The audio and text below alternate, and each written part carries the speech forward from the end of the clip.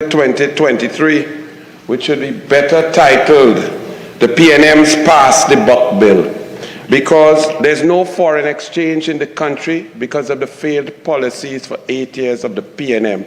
And we get to clause 4.1, where we're trying to encourage exporters to export more, to fill the deficit and the chasm that is creating pain across Trinidad and Tobago due to the lack of availability of foreign exchange. The failure of the government to protect our data and our information at government ministries, at TSTT, 1 million customers, and we were told stories and fables from October 9th till November 14th of what took place and what didn't take place. TSTT, Attorney General's Office, TT Post, across the board. The failure to protect our data and our people. We now have clause 4.3 to try to encourage private sector to protect themselves because the government is unable to protect the citizens. The PNM government is a total, complete failure in every aspect, every responsibility known to be that of a government in a Westminster system. The failed education investment from 2016 coming forward, leading to the worst performances in history at SEA, O-level, A-level, lower tertiary enrollment down from 59,000 in 2014 down to a paltry 29,000. They now come to try to encourage private sector to do their job. With a failed program that has existed in sport and culture since 2009, this 150% tax break that will encourage those to come forward. Nobody came forward in sport other than the normal people who come to sponsor, whether it's a half marathon, a football, and so on. It encouraged no greater participation. In culture, no greater participation. Those who sponsor PAN continue to sponsor, and it has failed. We heard the Minister of Finance come here to regale us about this being used in international developed countries. I would have liked him to tell us what happened since 2009 in sport with this $150,000 tax benefit and tax credit. Nothing. But because they have failed to invest in education, they have shut down the gate, they've closed the gate, they've reduced the gate from 726 million in 2014 to 285 million now. They shut down THTTI, but say they want to improve tourism, but they're not training the children to get jobs in tourism. They shut down NESC centers, MIC centers, cut funding to COSTAT, cut funding to UTT, and now they come to say, private sector, please invest in our schools because we, the PNM, are unable to do our job, and we will give you a tax credit. That has not worked, it will not work, and the PNM does not work.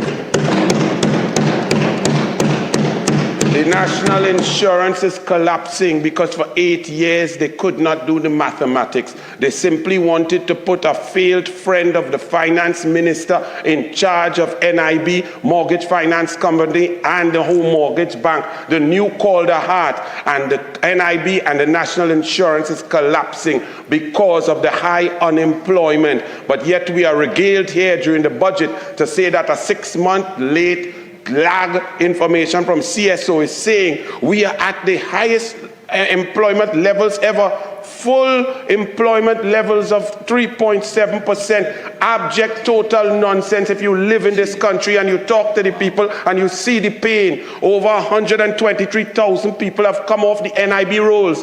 Where are they gone? Is Massey Communications discussing with them? That's what they pay in the US for? Where are those people? So the failed finance bill, this finance bill is past the buck because PNM can't solve a problem. They exacerbate problems and they come here today to tell us that they are problems. They are problems because the PNM cannot solve problems. They create problems. Problems that did not exist now exist, and existing problems get worse. That is the PNM policy.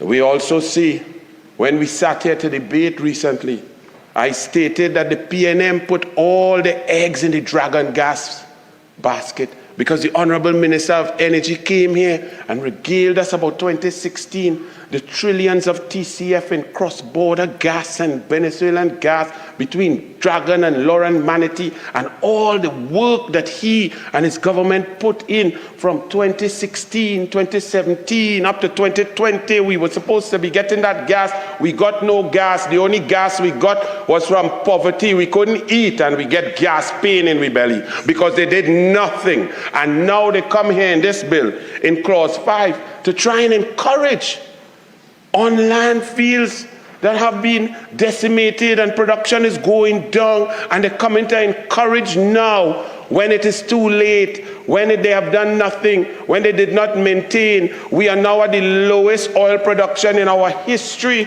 The Honorable Minister of Finance said he researched and saw that we in Trinidad and Tobago started to commercially benefit from oil in 1920s. Well, me ain't know what research he did, because we started to commercially benefit from oil in 1908. So I tell him to read again and come again. And this is the worst in our history of 115 years of being in the energy sector.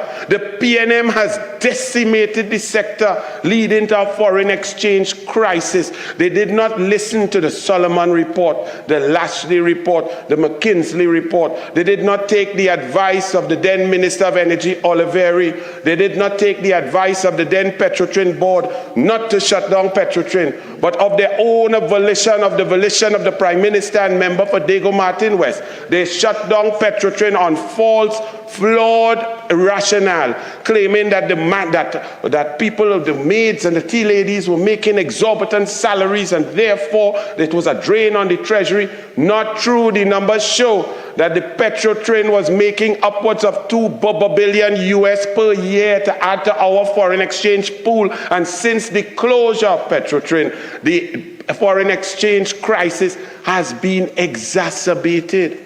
This has also led to a collapse in the energy and gas sector. The Ryder Scott report shows diminishing reserves, possible, and proven. We are flat on gas and diminishing. So that's why they put all this effort in Dragon. But now in a 57-minute press conference, the Honorable Prime Minister, who boasted for 8 years that this was his egg, this was his legacy, spoke about Dragon gas for 22 seconds.